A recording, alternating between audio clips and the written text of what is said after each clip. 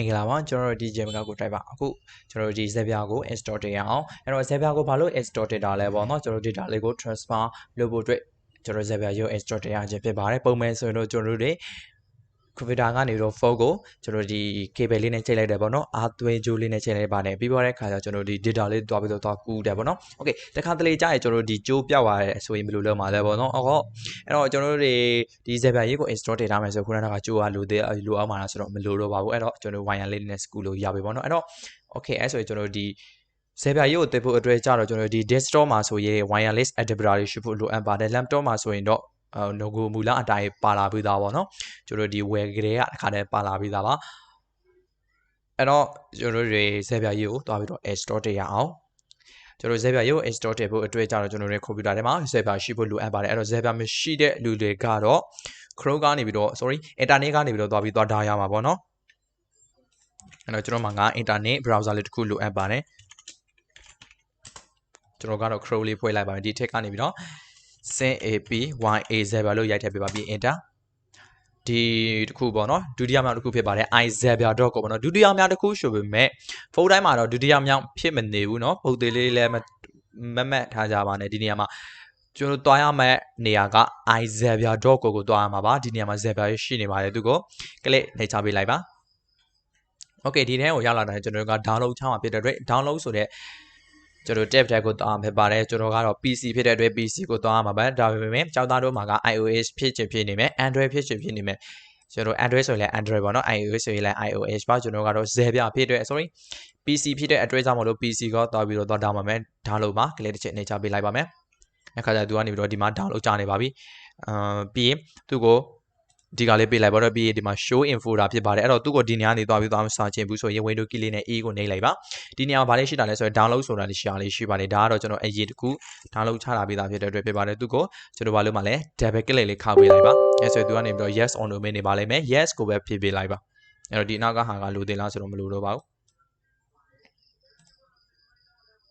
ဟုတ်ပြီအဲဒီနေရာမှာတော့ခဏလေးစောင့်ပေးရတာပေါ့နော်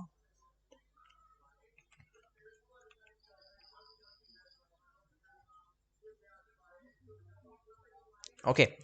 ကျွန်တော် next ကိုဆက်သွားပြီပါ ISS တဲ့ agreement ကိုပဲရွေးပေးပါလို့လဲဆိုတော့သူကနေပြီးတော့ license agreement တောင်းတာဖြစ်ပါတယ်အဲ့တော့အဲ့ဒီအတွက်ကျွန်တော် ISS တဲ့ agreement ကိုနှိပ်ပေးရမှာဖြစ်ပါတယ်ပြီးတော့ next ပါ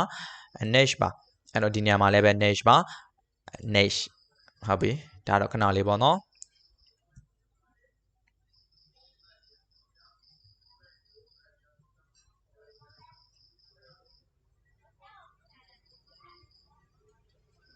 okay install ဖြစ်သွားပါပြီဒီ load data လေးပြီးသွားတဲ့အခါကျကျွန်တော်တို့ရဲ့ zapya ရေးကိုရပါပြီအဲဆိုရင်ကျွန်တော်တို့ဒီ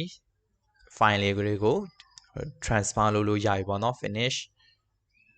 အမှန်လေးချစ်ပေးလိုက်မယ်ဟုတ်ပြီအဲ့တော့ကျွန်တော်တို့ဒီ phone ကနေပြီးတော့ computer ကြီးကို data လေးကူးတော့မှာဖြစ်ပါတယ်အဲ့အတွက်ကြောင့်ကျွန်တော်တို့ဒီမှာအခု link စီးချိတ်ထားတဲ့ wifi ကြီးကိုဖြုတ်ပေးရမှာပါဒီကောင်လေးမဖြုတ်ဘူးဆိုရင်ကျွန်တော်တို့ကူးလို့ရမှာလားဆိုတော့ကူးလို့ရမှာမဟုတ်ပါဘူးအဲ့တော့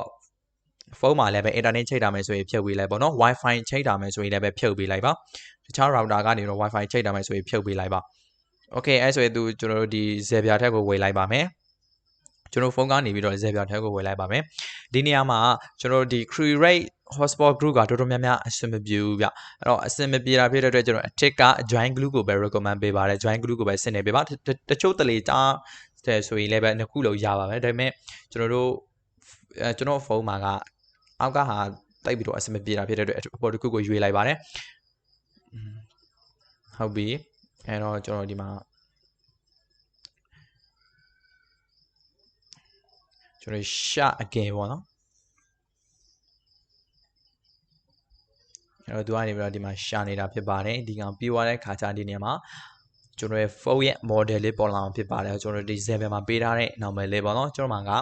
Redmi Note 8လို့ပေးထားပါတယ်အဲ့ဒီကောင်ကြီးကဒီနေရာမှာပေါ်လာပါလိမ့်မယ်နော် okay ဒီနေရာမှာ connect ပါအဲ့တော့ connect ပြီးသွားတဲ့အခါကျရင်ကျွန်တော်ကနေပြီးသူရဲ့ password ကိုရိုက်ထည့်ပေးအောင်ဖြစ်ပါတယ် password က1 2 3 4 5 6 7 8ဖြစ်ပါတယ် okay ပါ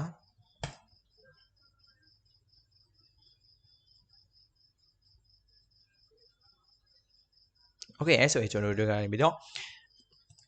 data လေးကူးလို့ရပါပြီ အဲ့တော့ဘယ်လို data တွေဘယ်လိုကူးမှာလဲပေါ့ data တွေကူးမှာဖြစ်တဲ့အတွက်ကျွန်တော်တို့ focus ကနေပြီးတော့ data တွေတစ်ခုပို့လိုက်ပါမယ် ဓာတ်ပုံလေးနှစ်ပုတ်ပို့လိုက်မယ်အဲ့တော့ save ပါအဲ့ဆိုရင်ကြည့်လိုက်ပါသူကနေပြီးတော့ဒီမှာတွေ့လားကျွန်တော်ဓာတ်ပုံလေးကူးသွားပဲသူရဲ့ဓာတ်ပုံရဲ့ location ကိုကြည့်ချင်တယ်ဆိုရင်ဒီနေ့ဘေးမှာဗာလေးရှိတာလဲဆိုရင်တော့ folder ပုတ်လေးတစ်ပုတ်ရှိပါတယ်အဲ့ဒီ folder ပုတ်လေးကိုနှိပ်ချပေးလိုက်ပါအဲ့တော့သူရဲ့ route ကဒီမှာပေါ်နေပါလိမ့်မယ် this pc located c tag က user document zapya ထဲမှာရှိပါတယ်အဲ့တော့ကျွန်တော်ဘယ်လိုသွားရှာမှာလဲပေါ့နော် window key လေးနဲ့ e ကိုနှိပ်လိုက်ပါ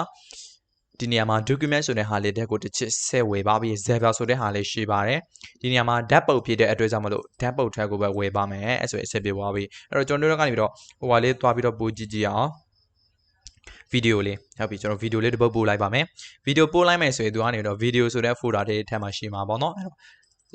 ဗီဒီယိုကိုဖွင့်ကြည့်ကြည့်လိုက်မယ်ဟုတ်ပြီအခုကျွန်တော်တို့ကနေပြီးတော့